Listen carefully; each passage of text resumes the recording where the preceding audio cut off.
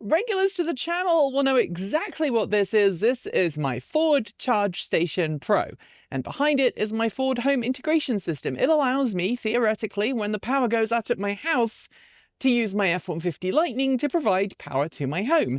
And if you've watched the ongoing saga that's now, 2.5 years old, you'll know that it's been a bit of a love-hate relationship with this system.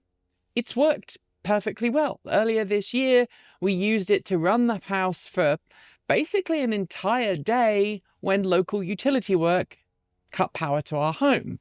We've used it in a couple of storms to keep the home running, and as I've said before on the channel, nothing at this house is powered by anything other than electricity. We have no natural gas, we are not on mains water, and we are not on mains sewerage, which means when the power goes out, we not only lose power, but we also lose water, and we also lose the ability to flush the loo, which isn't particularly nice. So this is a really important system. Except about a week and a half ago, it stopped working. So today, I'm going to show you how to do a manual reset, explain why the manual reset hasn't worked for us, and then I'm just going to rip this thing off and replace it with another one, because I happen to have a spare. Don't worry, I'll explain why I have that too.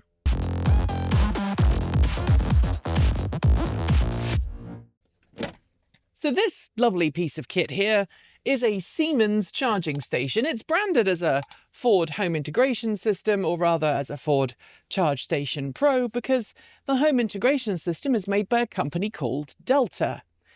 And therein lies the problem. This is a German charging station talking to a Chinese power inverter circuit talking to an American truck. And none of them really get on. It's very geopolitical. Well, if you find that this unit stops connecting to your home network, you have to do a manual reset. Now, if you can still access it using the app, you can tell the unit to reset itself and it will, most of the time. But if you lose the connection to the internet, well, you have to take the cover off while it's powered on and press a button. So let's do that. And I'm going to talk to you about how frustrated I am with this system. Now, I'm a fan of vehicle-to-home and vehicle-to-grid systems, and in fact, I have signed up for a potential pilot program that should give me the ability to power the local grid during peak demand periods and earn some power back in the process, or rather earn some money back from the power that I send to the grid. And that's all fantastic. And Ford, for its credit, has worked really hard in the last couple of years to make this a more reliable experience. It seems to have squished most of the bugs that affected the Charge Station Pro, but it hasn't squished all of them.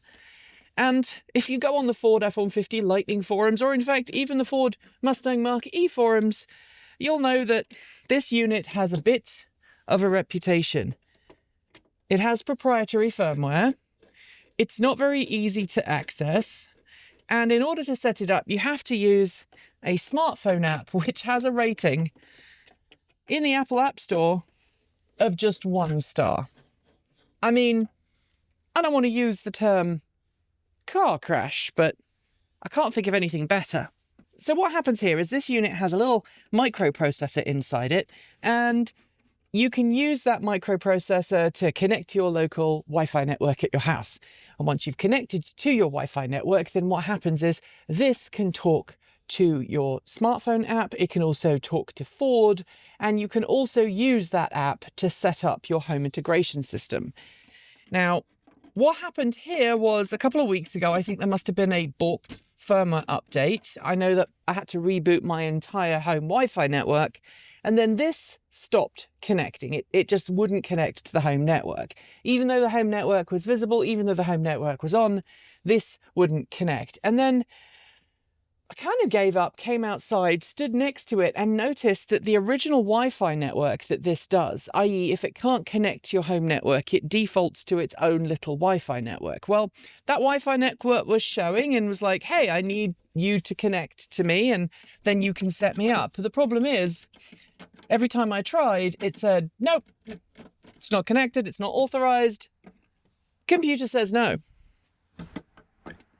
And what that means was I wasn't able to physically connect, or virtually, because it was over Wi-Fi, I wasn't able to connect my Wi-Fi to the Wi-Fi on this thing with my phone, which meant that I couldn't tell it to connect to the home Wi-Fi. Eventually I got it to work. I got it to work once, and then promptly about 5 hours later, it died again. Now, if you look on the forums, this is a known problem with this device, and I haven't found a single Ford F-150 Lightning owner who likes this charging station.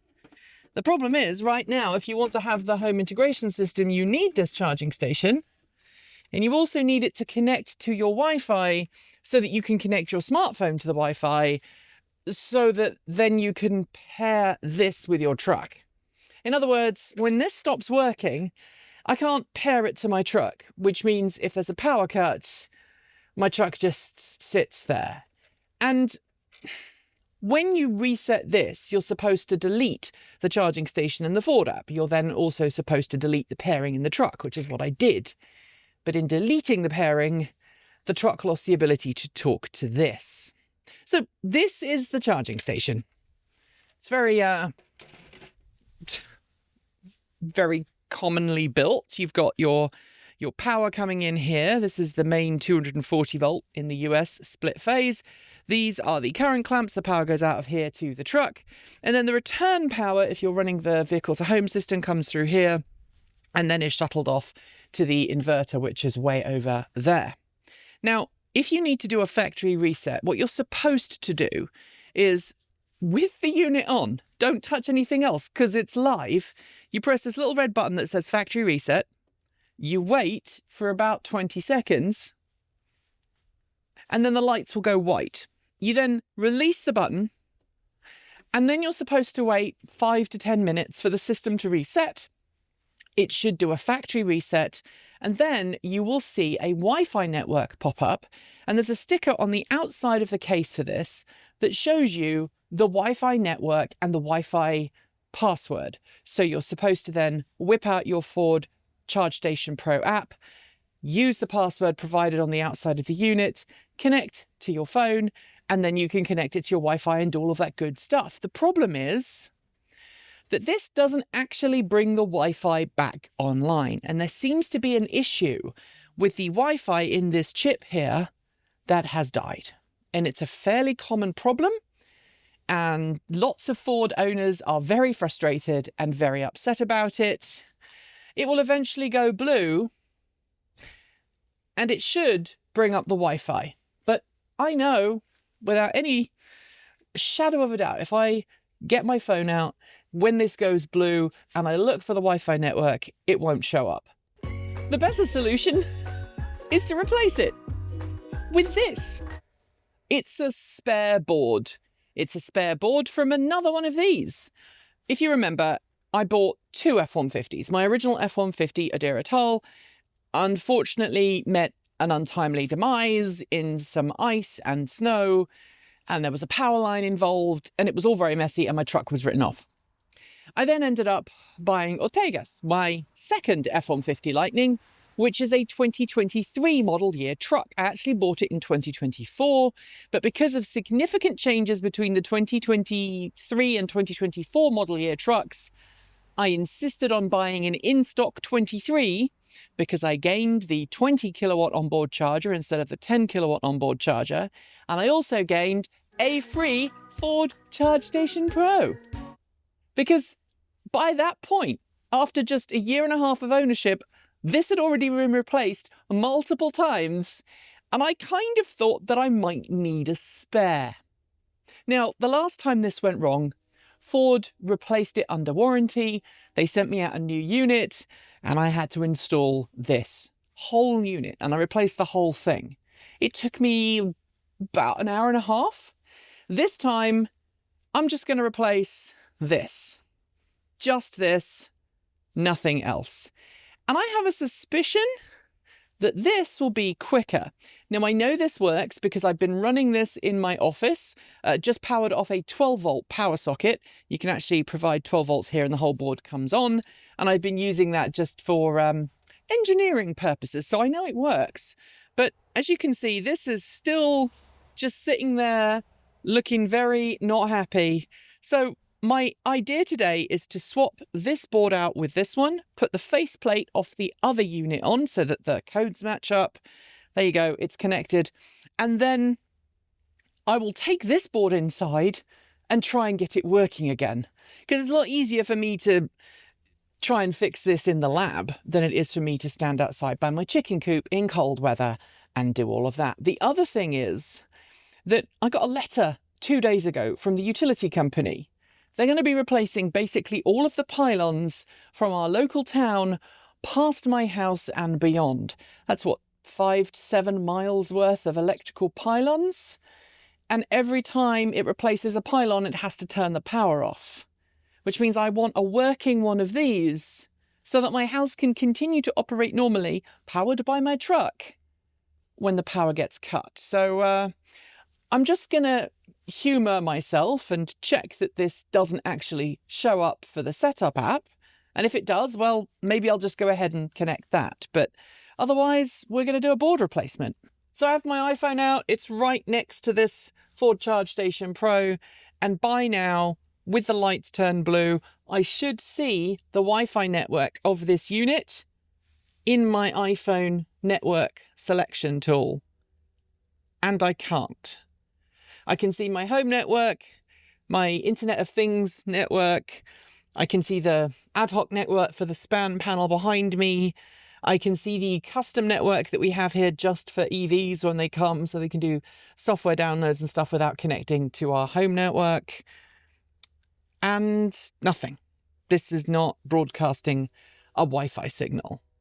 Now, I've left this for over a day to see if it would just turn on.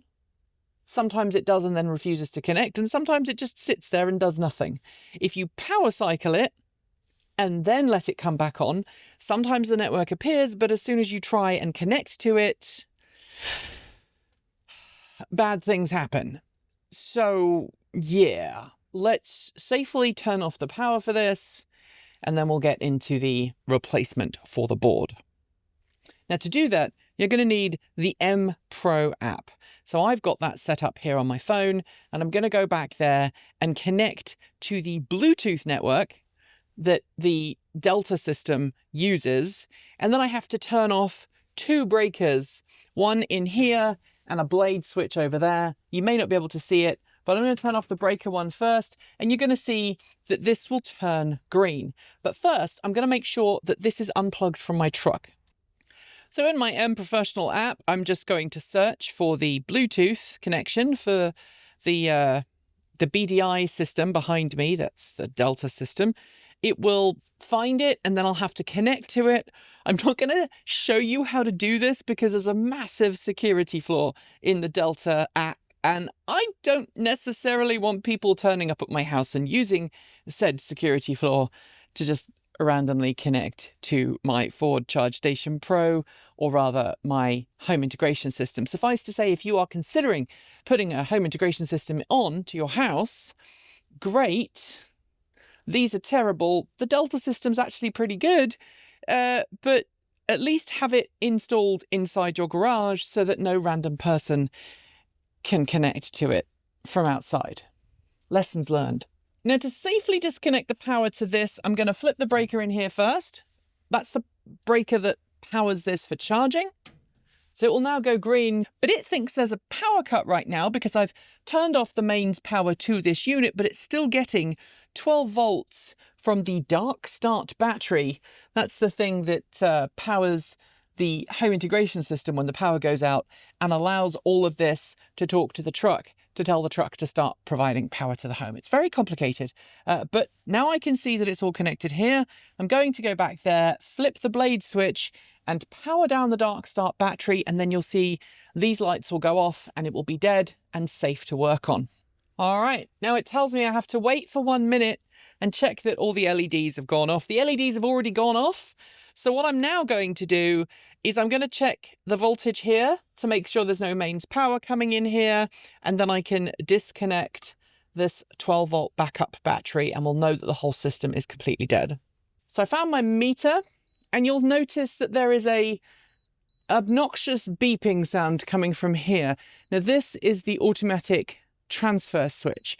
And this is really important because it prevents any power that the truck is sending to the home from going back down the grid to potentially harm someone who's working on the line. So this makes sure that my mains power is completely disconnected when this is providing power to the home. So what I'm going to do is I'm going to set this to AC, and I'm just going to check to make sure that there's no AC power running through this unit. So going to check the voltage here, 0 volts. I'm going to check it between the earth, and there's like a millivolt. There's a millivolt there, but that's not going to harm me, and I've definitely got no power there. I'm now going to unplug this 12-volt power cable here, and I will test all of these cables again. I'm just going to tuck that out of the way. Make sure I do absolutely have no volts coming in. And all of these should now be showing 0.1 volt. Actually, no. Yeah, 0.1 volt. That's just residual in the capacitors in the system. That's not going to shock me. And I'll check here. No voltage going out to the truck. So I'm happy. Now we're going to start removing this board and reconnecting with the replacement board. Let me go and grab the appropriate tools. At this point, I should probably put a disclaimer in to say I am not an electrician. Do not do this at home. I'm just showing you this for bashing my titanium wedding ring against the size of my consumer cabinet. No, I am not a professional electrician. Do not do this because I have done this. Do not attempt this at home. All of that usual disclaimer nonsense. This is primarily for educational purposes. So I'm going to go ahead and disconnect the two main AC wires that go to the charging handle that we then use to plug into the truck.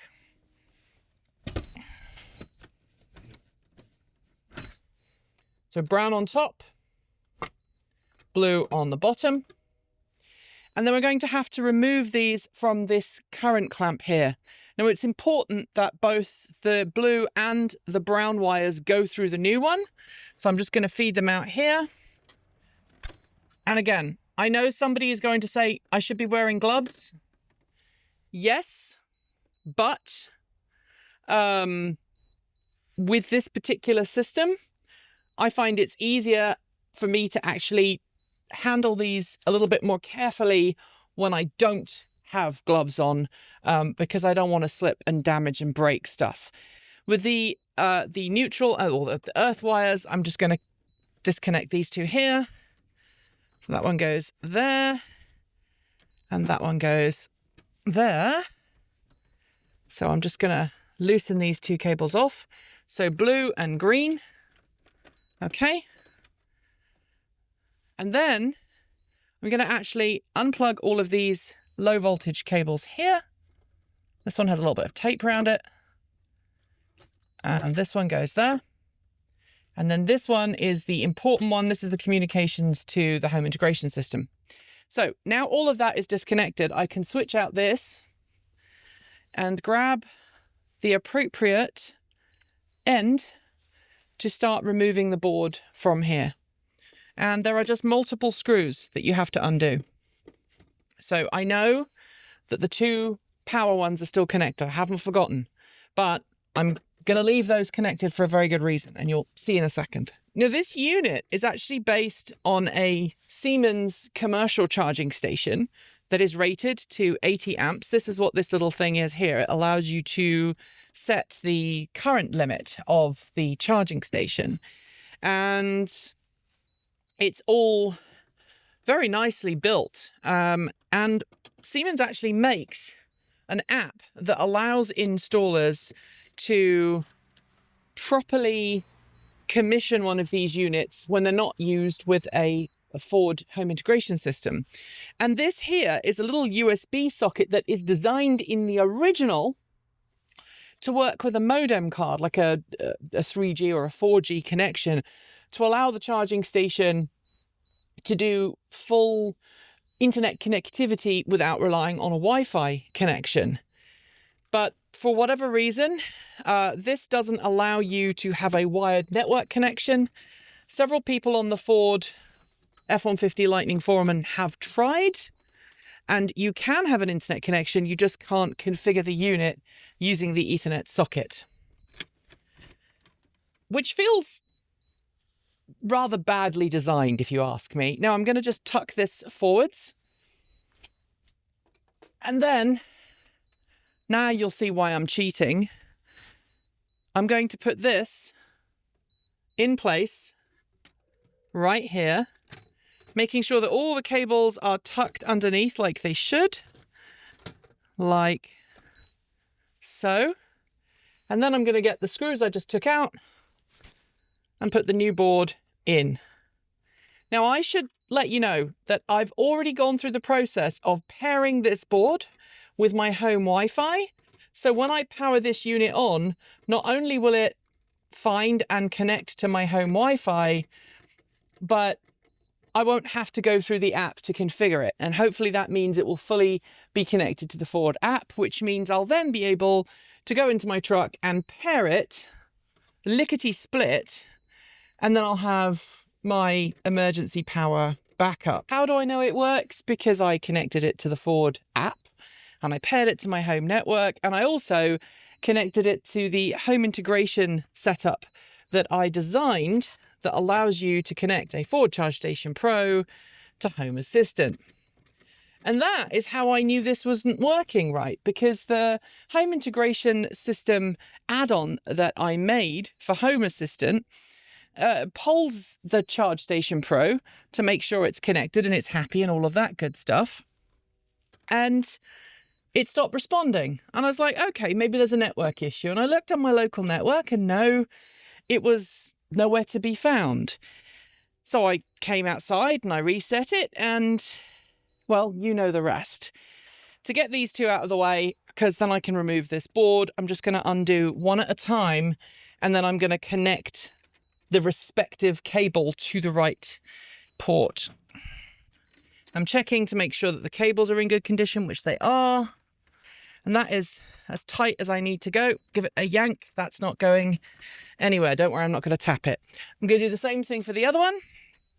And then we can remove this board. Now I'm looking at this board right now and I can't see any indication that there's anything wrong with this board. But, you know, I could be wrong. I'm going to take this upstairs. I'm going to have a look at it and I'm going to have a play with it and see if I can get it running again.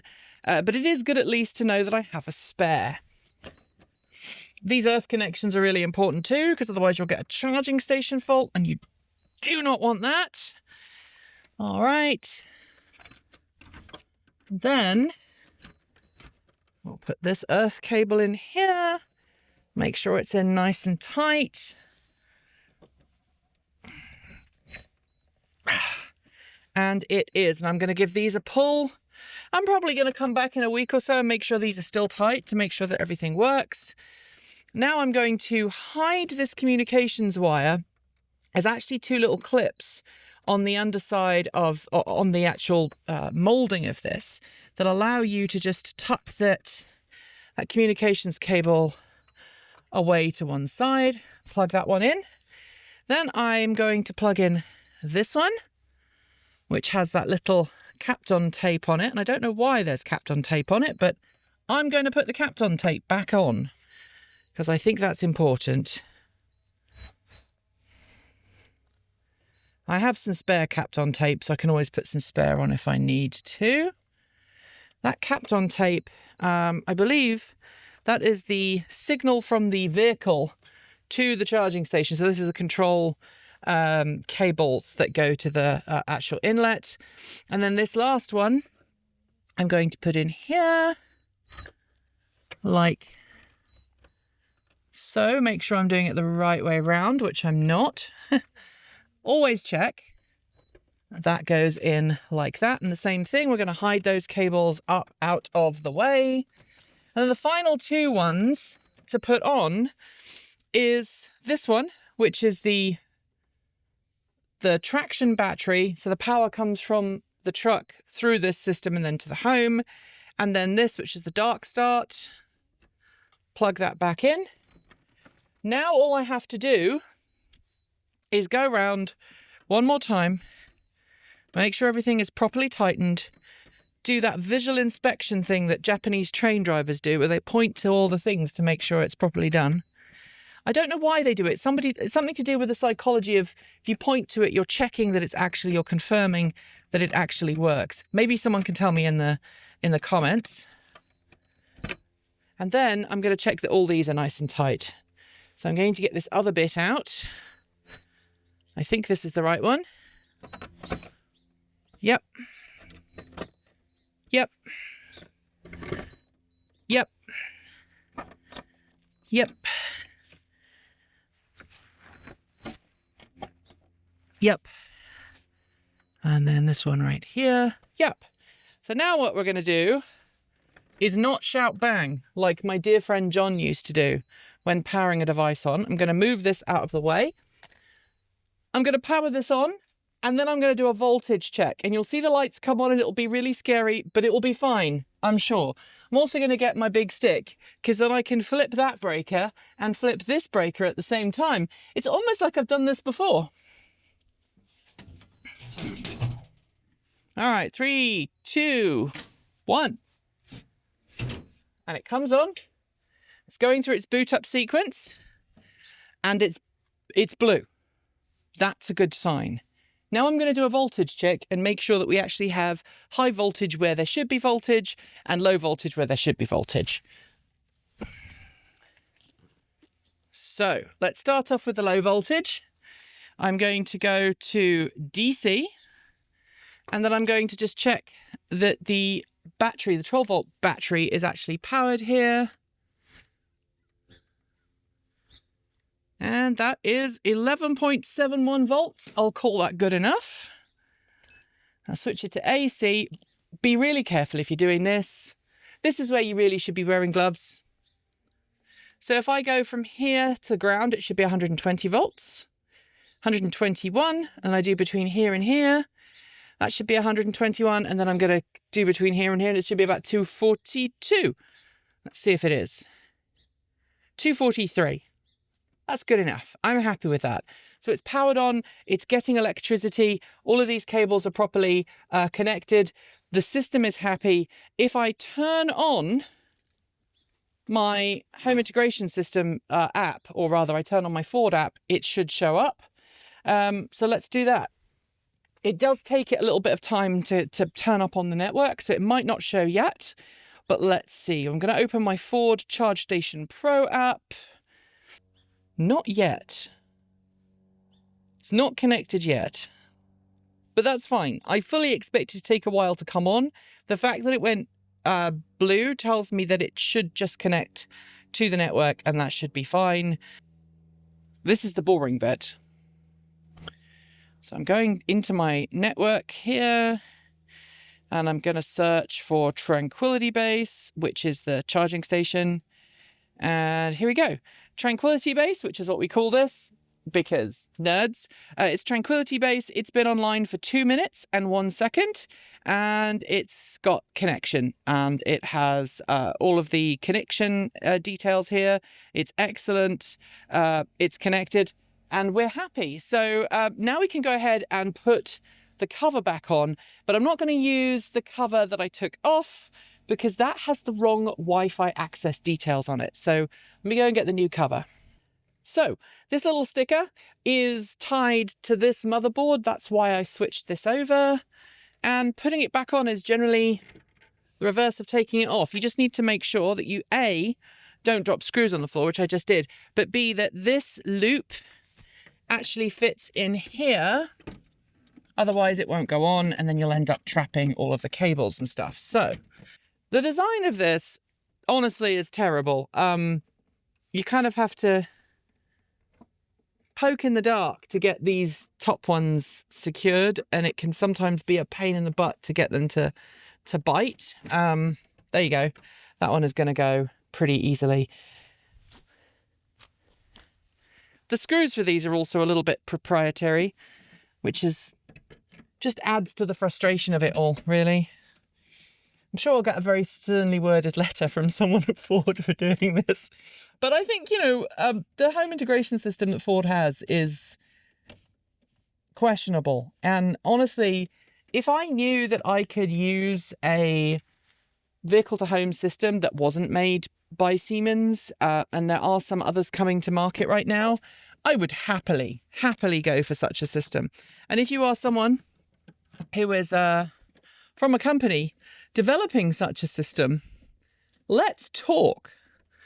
The idea of the home integration system was great. The execution, not so much. Now, you might be wondering why I didn't replace this bit here. Well, it's pretty simple. Because of where the power comes into this unit, you have to drill holes on the side, and then these are a lock tab arrangement, and you have to undo the lock tabs, and it's all very frustrating, whereas a board replacement is a little bit quicker as long as you replace the faceplate as well. And you probably want to know if I reached out to Ford when this unit started doing it. And the answer is yes, I did. I said, hey, it stopped working. I haven't heard anything back, so I was like, I know that there are power cuts coming, planned power cuts from the local utility company. I want the house to still be able to work. So that's it. If you have a Ford Charge Station Pro and you have issues with it, you may want to look on eBay or other sites and buy a backup unit. The technical support for these is notoriously poor, and having a spare means that, you can whip it out and replace it pretty quickly. Okay, whipping it out and replacing it was probably a bad word choice. Now, I could put the other unit on, the other cap on, but we all like having a nice brand new faceplate, right? And then I can just rip this off. Are you ready? Here we go.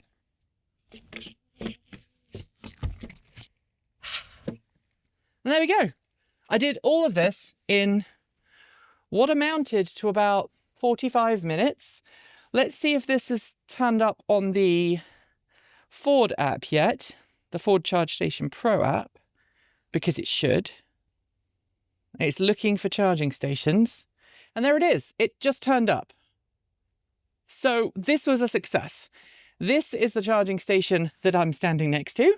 It is the motherboard that I replaced. And I don't know what I'm going to do with the old one, but now I can go ahead and pair this with my truck, which means if the power goes out, we're not left with no power, which is kind of important when you live in rural Oregon, and it can sometimes take weeks for the power to come back on in the winter. Thanks for watching. Thanks for watching us today. You can connect with us on Patreon, Discord, Mastodon, Blue Sky, or through our website.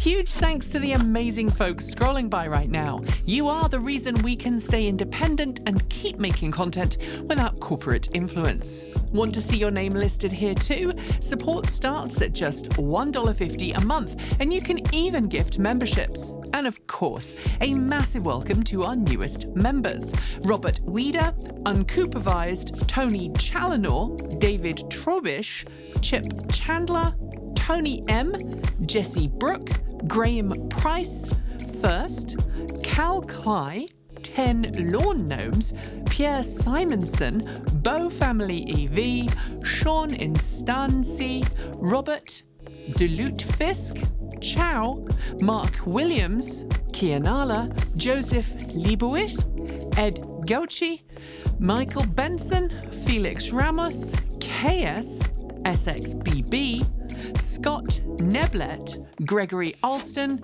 Ed Carmine, Anthony Van Lersel, Stephen Workman, James Erb, Neil Nelson, Devon Connor, Wilmer Golden, Greg Smith, Fluffy, Seb, Brian Perez, Anaya, Johnny Santos, John S. Garrett, Michael Anderson, Daniel Nelson, Brett Steer, Russell Morine, Tom Boyer, Frederick Gay, Christopher Dawes, Jamie, Ross Parker, Obi1TX, Andrew Young, MTEIFKE, Kelly, Friend of TEN, LM, Jeff Vitor, Mark Larson, Scott Allenson, Javier Borja, Murray Lizuk, Ken Phillips, Lee, Joe White, Russell Cooper, Rule Howard, David McGurn, William Anderson, Vernon White, Brett Rinholm, Jonathan Quinton, Slime Elemental, R.D. Field, Tony Mark Luter, Scott Sexton, Mick Rhodes, John Riley, Alexander Ginsberg, Tom Vick, Ray Stockdale, David Reed, BH, JedTech, David, Tom Bolt E, Dennis, Jerry, Winston Smith, Craig, Michael Y2, Cameron Gary, Chris Bailey, and John Burnett. Thank you all for joining in the last month. You're helping us hit our goal of growing Patreon support by 20 to 40% this autumn, and what a list. Thank you again for being so amazing and joining up. Without you, we'd have struggled to fund our new microphones when the old ones died just last week. Prefer a one-off contribution? Well, we've got Ko-fi, Bitcoin, a PO box, our swag store, and even an Amazon affiliate link, so your money helps us, not Jeff Bezos.